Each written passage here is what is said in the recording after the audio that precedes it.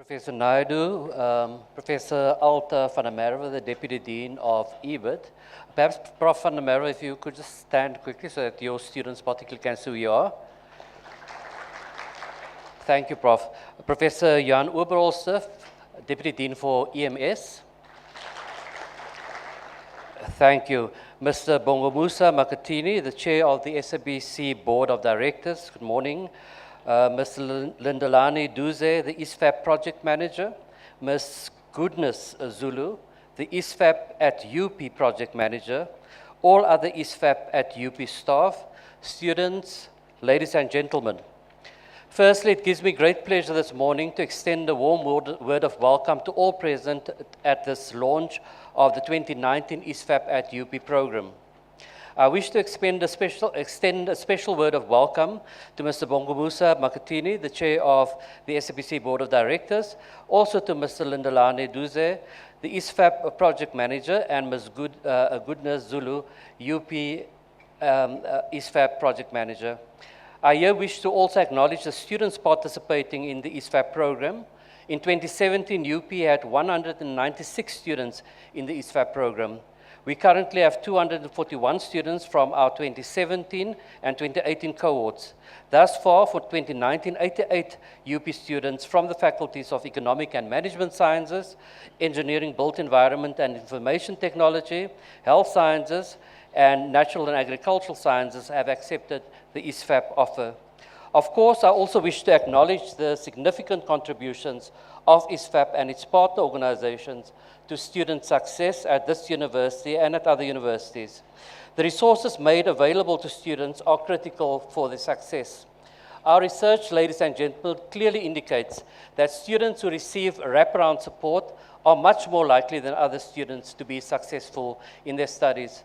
I'm speaking here specifically of the wraparound support provided by ISFAP. We have seen the range of support that we extend to our students, and as indicated in this program, as well as our DEL program, our MasterCard program, where we offer the wraparound support, our students are hugely successful and significantly more successful than students that are not part of these programs. In fact, Prof. Naidu, I believe that for some programs, it's the success rate and the completion rate is above 88%, which is much, much higher. It's twice the levels of success of students who are not part of these programs. Now, this, of course, should not be too surprising. The most basic research and theories of psychology indicate that it's only when the basic needs of individuals are satisfied that they can give attention to higher order needs, such as the need for academic or intellectual achievement, the need to excel, and the need to self-actualize. However, psychological research over the years also indicate that while the satisfaction of our basic needs is a precondition for achievement, it does not guarantee achievement. Ladies and gentlemen, in the 1950s and 1960s, there was a person by the name of Maslow who developed a theory around the hierarchy of human needs.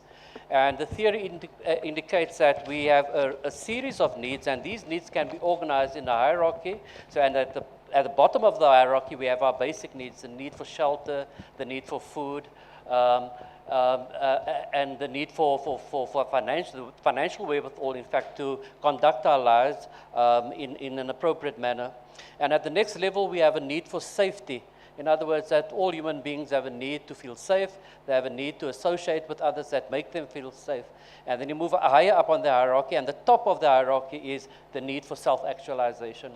But we cannot aspire to self-actualize. We cannot aspire to actualize our full potential if our basic needs are not met. In order to go to the highest part of the hierarchy, we need to satisfy our basic needs. And I suppose, to a certain extent, one can say that the wraparound programs try to assist us in meeting the lower order needs so that we can actualize ourselves at the higher order. But as I indicated a minute ago, while the satisfaction of our basic needs is a precondition for academic achievement, it does not guarantee achievement. I just want to recap slightly. If we look at children in primary school, Very frequently, the children who do not perform well, and particularly in communities that are marginalized and under-resourced communities. Young children who do not do well are those children whose basic needs are not satisfied. So the kid is hungry in class, and obviously the child can't pay attention to what the teacher is saying. And that applies to all human beings, not only to children. It's only that with children it is much clearer for us to see. And so it's for that reason that's important for any democratic society to ensure that people's basic needs are satisfied in order for them to aspire to higher order needs. But as I've indicated, to satisfy our basic needs is no guarantee that we're going to succeed academically. For that, something else is required, a whole lot of other psychological variables, including motivation. One has to be motivated, sufficiently motivated to succeed. One has to be self-driven. One has to have an internal locus of control to be successful, and one has to have a growth mindset. Now, Professor Naida, I'm sure, had spoken at least to the ISFAP managers and the other ISFAP staff about this important aspect of student development that we have been focusing on for the past 2 years, namely the notion of students acquiring a growth mindset. Before I get to that point, however, let's speak about the internal and external locus of control that drives all of us. Now, the locus of control is defined as follows, and I quote from the person who had brought this concept, this notion to our attention, and that person's name is Julian B. Rotter. It's an American psychologist who developed the theory on locus of control in the 1950s. He says, and I quote, "Locus of control is an individual's belief system regarding the causes of his or her experiences and the factors to which that person attributes success or failure."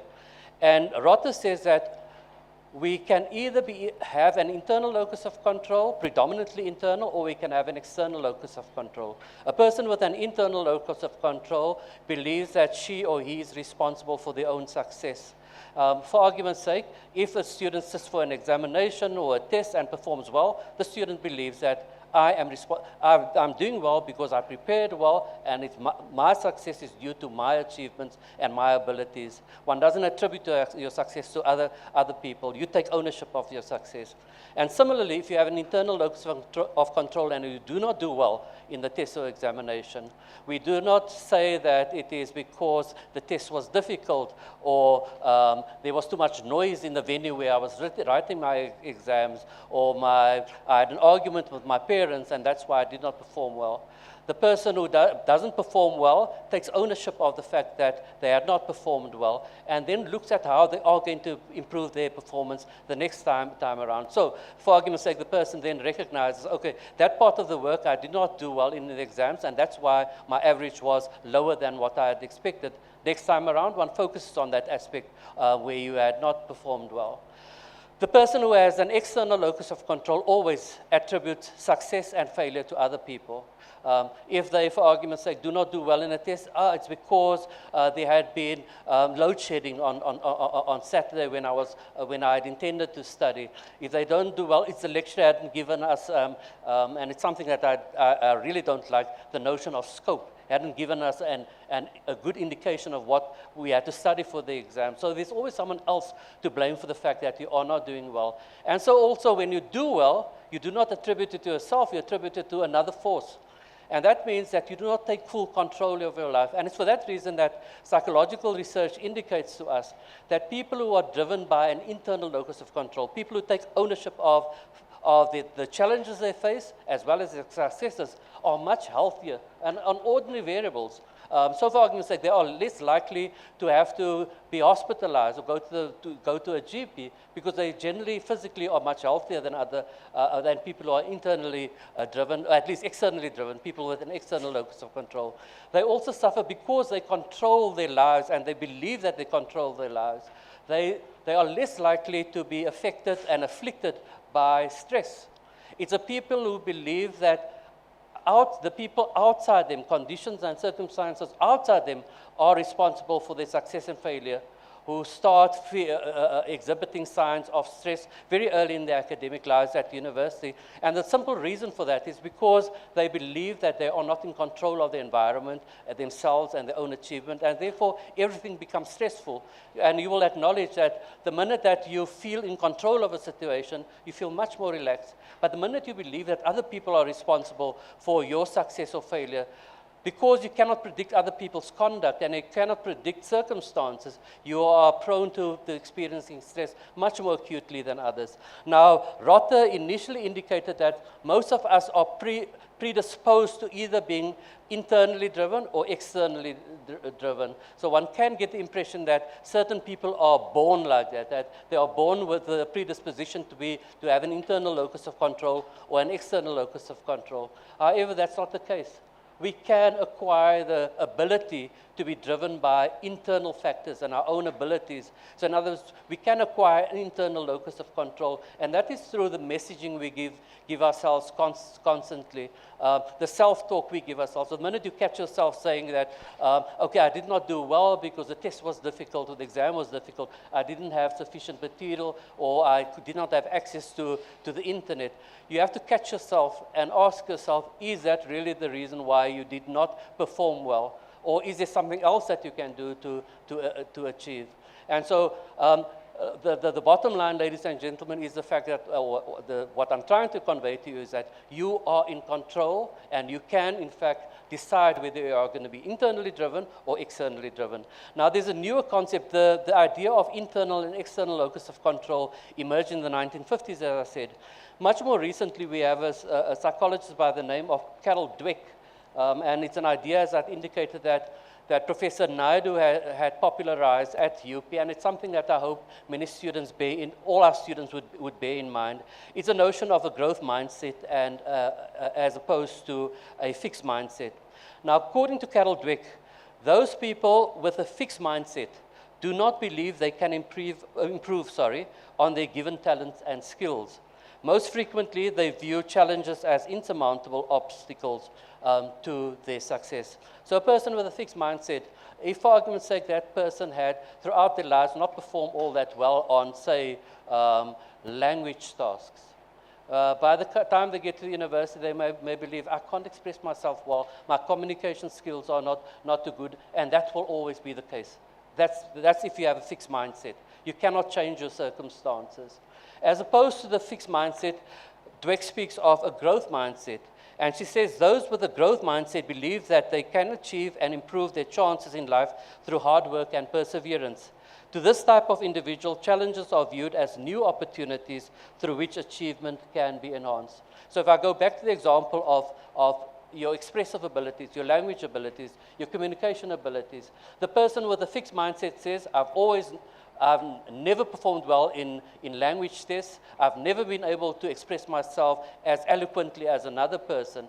That person, and that's never going to change. That person has a fixed mindset. The person with a growth mindset believes, okay, because of the plasticity of the human brain, and we know that the human brain is plastic. In other words, those things, those intellectual tasks that you focus on and practice repeatedly, that causes a change in the brain structure, and you will acquire the skills and the abilities to perform much better after a long period of exercise or a protracted period of exercise. And that feeds into the notion that we can have a growth mindset. In other words, if I had performed poorly in language tests until this point, if I believe, can in fact change that scenario for myself. And of course, you'll have to do a number of things in order to have greater prowess and greater abilities in terms of language. The same applies to something like statistics or mathematics. Your past experiences need not be a determinant of your future experiences. The only determinant of your future experiences and your future success is yourself, if you take control of the fact that you can influence your performance. And that is a growth mindset.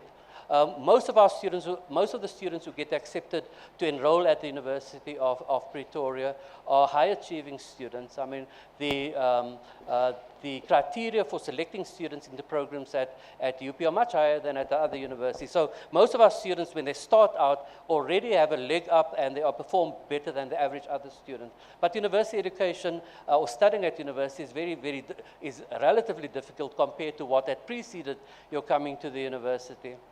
If you have a growth mindset, you will understand that there are going to be challenges, but that you have the capacity to overcome those challenges and to excel. Not and that's what we try to inculcate in our students, that we don't want them to cope only. We don't want them to just pass. We want them to excel. We owe it to our society. It is expensive for your parents, it's expensive for your families. It costs you a lot of money to be at the university. And so we don't want our students to coast through and just manage to pass. We want them to be the best they can possibly be. I'm going back to the theory of Rotter. You can fulfill your potential and therefore make your impact on broader society. Ladies and gentlemen, I'm going to conclude shortly. I just want to once again emphasize the point that Professor Naidu makes, that all of us have the ability to perform much better in every single task we put our minds to than we had done in the past. So even if you're an A-level student, even if you routinely get A for accounting or for mathematics, you can even improve on that. If you're a B-average student, you can improve on that, with obviously the resources that are available and given to you via ISFAP, but also because of the inner drive. The human being has the capacity to excel in all types of circumstances, and there are many examples which unfortunately I cannot go into right now. As a last point, I once again want to thank the ISFAP organizers for the extraordinary work that they have been doing over the past 3 years.